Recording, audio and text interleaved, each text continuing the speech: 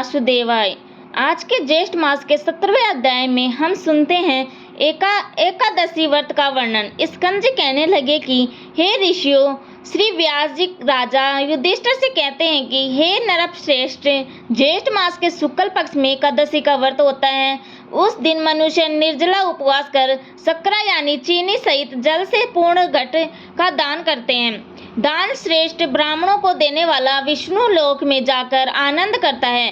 तब युधिष्ठिर वेद व्यास जी से बोले कि हे देवव्यापन, मैंने मानव धर्म और वैदिक धर्म को सुना है, अब आप कृपया वैष्णव धर्म को कहिए।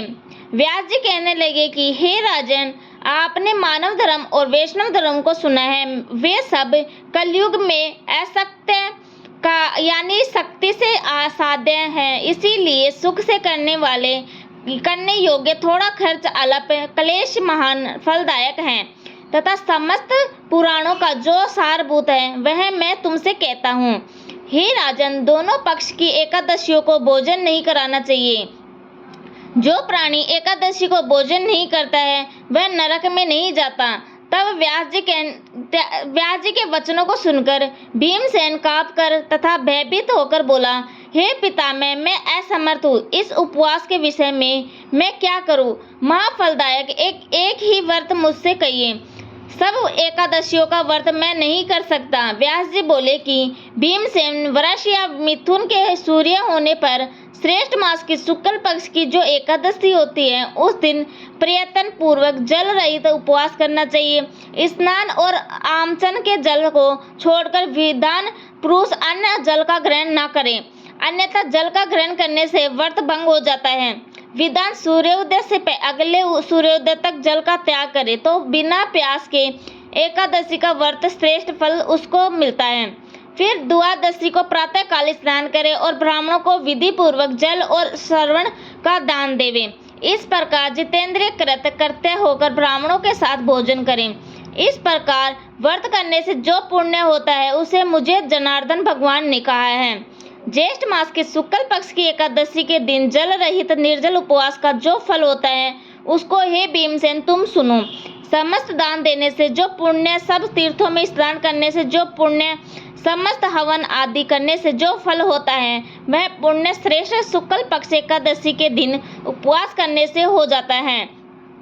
हे वेगोदर, वर्ष के अंदर शुक्ल तथा कृष्ण पक्ष की जितनी एकादशी होती है वह सब उपवास करने योग्य है, इसमें कोई संदेह नहीं है। वे सब एकादशी धन धान्य पुण्य पुत्र और आरोग्य को देने वाली है। हे नरव्याघ्र, उन दिनों में उपवास करने से उक्त फल मिल देती है। यह मैं तुमसे सत्य कहता हूँ। एकादशी के दिन उपवास करने से उस प्राणी के सामने यमराज के दूत नहीं आते हैं, जो कि बड़े भयानक विशालकाय कृष्ण वर्ण दंड पास से युक्त और अति क्रूर कहे जाते हैं।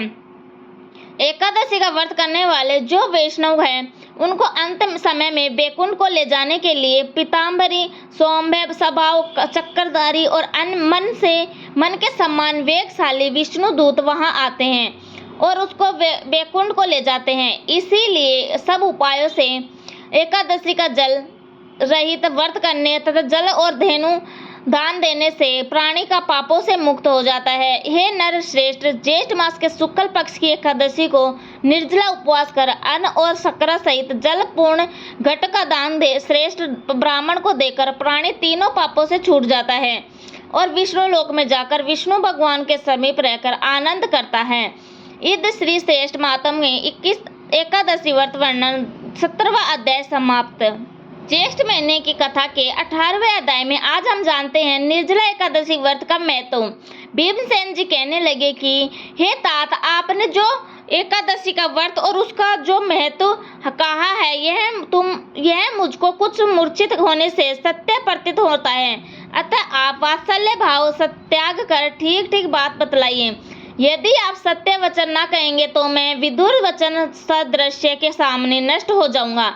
हे तात, मंत्री पुरोहित और वेद इनको सत्य और यथार्थ वचन ही बोलने चाहिए, अन्यथा केवल मीठे वचन बोलने से उनके धन, धर्म और शरीर तीनों ही नष्ट हो जाते हैं।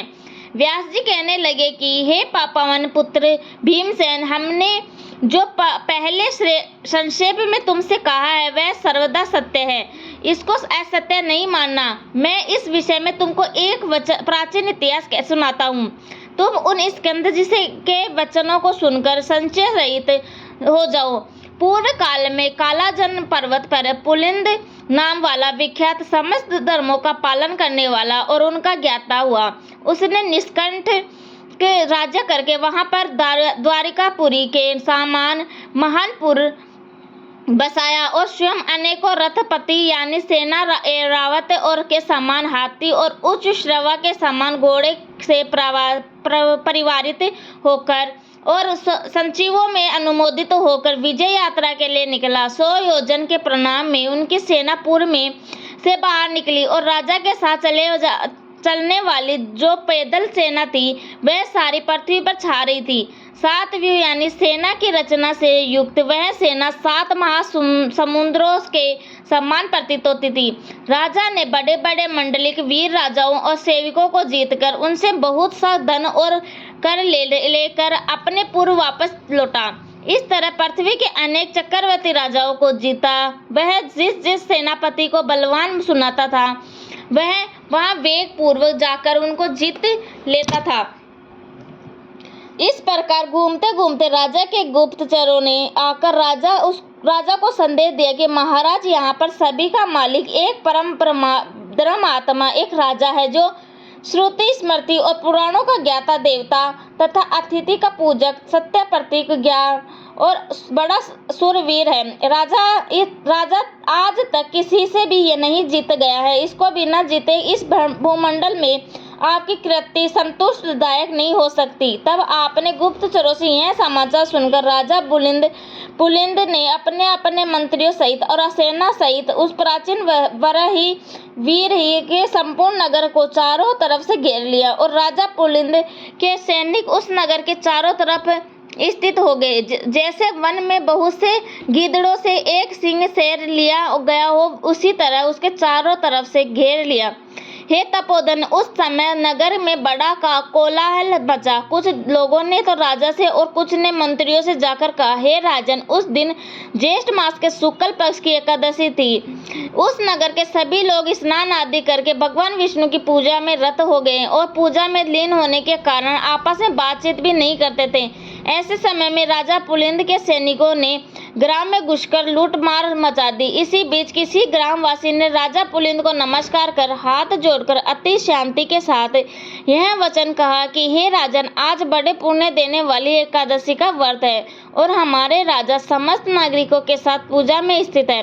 आज नागरिकों लोग तथा राजा भोजन, भाषण, हिंसा, मिथ्या वचन तथा और भी किसी प्रकार का दोष कर्म नहीं करेंगे।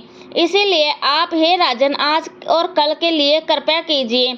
मैं अपने राजा की आज्ञा से नहीं आया हूँ। मैंने यहाँ की जो निश्चित बात है स्वयं आपने विचार से कहने आया हूँ। अतः हे राजन, इन दिनों में आप जो कुछ भी करेंगे हमारे राजा उसे सहन करेंगे, परंतु परसों क्या होगा यह मैं नहीं कह सकता और ना मैं जानता हूँ। इति श्री भविष्य पुराण ज्येष्ठ मातम में निर्जला एकादशी व्रत वर्णन 18वां अध्याय समाप्त। जय श्री कृष्ण। राधे राधे।